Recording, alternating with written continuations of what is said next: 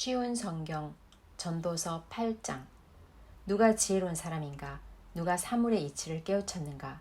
지혜는 사람의 안색을 밝게 하여 찡그린 얼굴을 바꾸어 준다. 하나님 앞에서 맹세했다면 왕의 명령에 순종하여라. 왕은 자기 마음대로 하는 자이니 왕 앞에서 경솔하게 물러나지 말고 무례한 일은 주장하지 마라. 왕의 말은 절대적이니 누가 감히 그에게 당신이 무엇을 합니까? 라고 하겠는가? 그의 명령을 지키는 자는 해를 입지 않을 것이다. 지혜로운 마음은 적절한 때와 절차를 알고 처신한다. 비록 재앙이 덮쳐 무겁게 누른다 하더라도 세상 만사에는 적절한 때와 절차가 있는 법이다. 사람이 미래를 알지 못하니 장차 될 일을 누가 사람에게 말할 것인가? 바람을 붙잡아 둘 사람이 아무도 없듯이 자기 죽을 날을 마음대로 정할 수 있는 사람은 없다. 누구도 전쟁에서 자유로울 수 없듯이 악을 행하는 사람은 처벌을 피할 수 없다.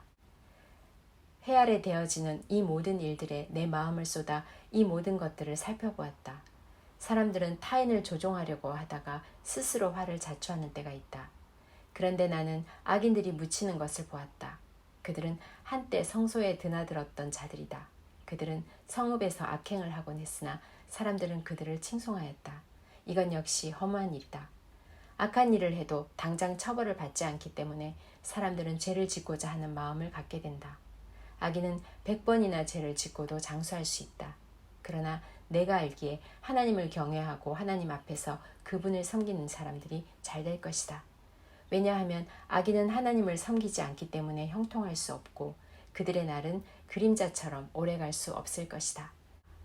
세상에서 일어나는 일 중에 또 다른 허무한 일이 있다. 그것은 악인이 받아야 할 처벌을 의인이 받고 의인이 받아야 마땅한 보상을 악인이 받는 것이다. 이건 역시 내가 보기에 허무한 일이다. 이러므로 나는 삶을 즐기라고 권하고 싶다.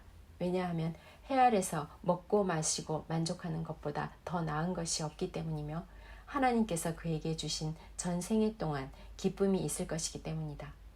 내가 지혜를 얻고 사람들의 수고를 알고자 작정했을 때 나는 밤낮 잠을 이루지 못하였다. 나는 하나님께서 하시는 모든 일을 살펴보았다. 그러나 그 누구도 해 아래서 되어지는 것을 다 깨달을 수는 없다. 사람이 제 아무리 깨우치려고 노력해도 그의 의미를 발견하는 것은 어렵다. 혹 지혜로운 사람이 안다고 말할지 모르지만 사실 안다고 할 수 없다. 전도서 9장. 내가 이 모든 것을 마음으로 생각하여 탐구해 본 결과 의인이나 지혜로운 사람이나 그들이 하는 일은 모두 하나님의 손안에 있다는 것을 알았다. 그러나 아무도 자기를 기다리는 것이 사랑인지 미움인지 알지 못한다. 모든 사람은 공통의 운명을 갖는다. 의인이나 악인이나 선인이나 강도나 깨끗한 자나 더러운 자나 예배를 드리는 자나 드리지 않는 자나 모두 마찬가지이다. 선인에게 임하는 일이나 죄인에게 임하는 일이나 맹세하는 자나 두려워 맹세하지 못하는 자나 일반이다. 모든 사람이 다 같은 운명에 떨어진다는 것은 악한 일이다. 이로 인해 사람의 마음은 악으로 가득하고 사는 동안 미친 짓을 생각하다 결국은 죽고 만다. 그러나 살아있는 개가 죽은 사자보다 낫다라는 말처럼 살아있는 사람에게는 소망이 있다. 왜냐하면 산 사람은 자신들이 죽을 것을 알지만 죽은 사람은 아무것도 모르며 아무런 보상도 없고 그들에 대한 기억도 잊혀지고 말기 때문이다. 죽은 사람은 사랑과 미움, 시기하는 일을 오래전에 그치고 해 아래서 일어나는 어떤 일에도 다시는 참여할 수 없다. 그러니 너는 가서 즐겁게 먹고 기쁜 마음으로 너의 포도주를 마셔라. 왜냐하면 이미 하나님께서 너가 하는 일을 인정하셨기 때문이다. 언제나 흰옷을 말끔하게 차려입고 머리에는 기름을 발라라. 하나님께서 주신 이 허무한 생애 동안 너가 사랑하는 너의 아내와 생을 즐겨라. 이것이 너의 삶의 몫이요 너의 수고의 보상이다. 너의 손이 발견하는 것이 무엇이든 힘을 다해 일하라. 왜냐하면 너가 장차 들어갈 무덤에서는 일하는 것도 계획하는 것도 지식도 지혜도 없기 때문이다. 내가 세상을 살펴보니 발이 빠른 자라고 해서 경주에서 이기는 것이 아니며 강한 자라고 해서 전쟁에서 이기는 것도 아니다. 지혜자라고 해서 음식이 생기는 것도 아니고 슬기롭다고 해서 재물이 더해지는 것도 아니며 재주가 있다고 해서 은총을 얻는 것도 아니다. 이는 모든 이에게 때와 기회가 동일하게 찾아오기 때문이다. 아무도 자기 때를 알지 못한다. 물고기가 무자비한 그물에 걸리고 새가 덫에 걸리듯 사람 역시 자기에게 닥치는 예기치 못한 불운의 덫에 걸릴 때가 있다. 또 내가 세상을 살펴보다가 인상 깊게 받은 지혜가 있는데 이는 다음과 같다. 어떤 작은 성에 적은 수의 사람이 살고 있었다.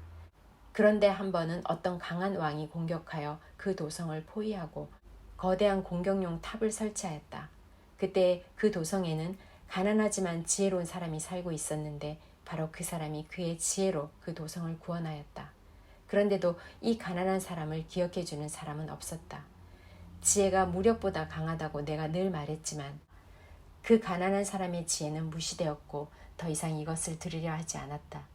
조용히 들리는 지혜자의 가르침이 어리석은 통치자들의 외침보다 훨씬 낫다. 지혜는 무기보다 낫지만 한 사람의 죄인이 다수의 행복을 파괴하고 만다. 전도서 10장. 죽은 파리들이 향수에 악취가 나게 하듯 조그만 어리석음이 지혜와 영예를 더럽히고 만다. 지혜자의 마음은 옳은 곳으로 향하지만 어리석은 자의 마음은 그릇된 곳으로 향한다. 어리석은 자는 길을 걸을 때에도 지혜가 모자라 자신의 우둔함을 모두에게 드러낸다. 통치자가 너에게 화를 낸다 해도 너의 자리를 떠나지 마라. 왜냐하면 침착하기만 하면 큰 실수를 막을 수 있기 때문이다. 내가 또한 살펴보니 통치자와 연관된 패단이 있었다. 어리석은 자들이 높은 자리에 앉고 부한 자들이 낮은 자리에 앉았다. 또 살펴보니 노예들은 말을 타고 귀족들은 노예처럼 걸어갔다. 함정을 파는 자는 자신이 그곳에 빠질 수 있고 벽을 허는 자는 독사에 물릴 수 있다. 돌을 떠내는 자는 돌 때문에 상할 수 있고 장작을 패는 자는 장작 때문에 죽을 수 있다. 무딘 도끼날을 갈지 않으면 힘이 많이 들지만 지혜를 쓰면 성공한다. 뱀에게 마술을 걸기 전에 물린다면 그의 마술이 무슨 소용이 있겠는가. 지혜자의 말은 은혜롭지만 어리석은 자는 자기 두 입술로 신세를 망친다. 어리석은 자는 미련하게 말하기 시작하다가 나중에는 미치광이처럼 말을 하고 만다. 이렇듯 어리석은 자는 말을 많이 한다. 1분 앞도 알지 못하는 사람들이 죽은 다음에 일어날 일을 어떻게 알 수 있겠는가. 어리석은 자는 자기 일에 지쳐서 자기 동네 가는 길도 찾지 못해 허둥댄다. 왕이 노예 출신이고 대신들이 아침부터 잔치에 빠져 있는 나라여 화가 있을 것이다. 반면 왕이 귀한 집안 출신이고 대신들이 즐기기 위함이 아니라 건강을 위해 먹는 나라여 복되도다. 게으르면 석가래가 내려앉고 태만이 손을 놀리면 집이 샌다. 잔치는 즐거움을 위한 것이고 포도주는 인생을 즐겁게 해주는 것이며 돈은 모든 것을 해결해준다. 마음으로도 왕을 저주하지 말고 잠자리에서라도 부자를 저주하지 마라. 왜냐하면 공중의 새가 너의 말을 전하고 날짐승이 너의 말을 전파할 것이기 때문이다. 전도서 11장. 씨앗을 물 위에 던져라. 수일 후에 그것을 거두게 될 것이기 때문이다. 재산을 7군데 아니 8군데에 투자하여라. 이 세상에 어떤 불운이 닥칠지 모르지 않는가. 구름에 물이 가득 차면 조만간 땅 위로 쏟아진다. 나무가 남쪽으로든 북쪽으로든 쓰러지면 그것이 쓰러진 자리에 그냥 놓일 것이다. 바람만 살피는 자는 씨 뿌리지 못하고 구름만 살피는 자는 추수하지 못한다. 너가 바람이 다니는 길을 알지 못하고 태아의 뼈가 어머니 뱃속에서 어떻게 형성되는지 알지 못하는 것처럼 모든 것을 행하신 하나님의 일을 어찌 알 수 있겠는가. 아침에 씨를 뿌리고 저녁에 너의 손을 태만히 놀리지 마라. 이것이 잘 될지 저것이 잘 될지 혹은 둘 다 잘 될지 누가 알겠는가. 환한 세상이 좋으니 태양을 바라보는 눈이 얼마나 행복한가. 사람이 오래 살 때 매일의 삶을 즐겨라. 그렇지만 어두운 날들도 기억하여라. 이는 그런 날들도 많을 것이기 때문이다. 장래 일은 허무하다. 청년이여 너의 젊은 시절을 즐거워하여라. 너의 젊은 날의 마음을 기쁘게 하여라. 너의 마음이 원하는 것과 너의 눈이 보는 것을 따라 즐겨라. 그렇지만 이 모든 일들에 하나님의 심판이 있다는 것도 기억하여라. 그러므로 너의 마음에서 불안을 없애고 나쁜 일을 없애라. 너의 젊은 때는 빨리 지나가 버린다. 전도서 12장.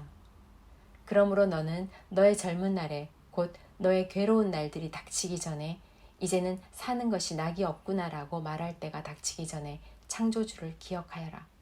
해와 달과 별이 어두워지기 전 비바람이 휩쓸고 지나간 후 다시 구름이 몰려오기 전에 그분을 기억하여라.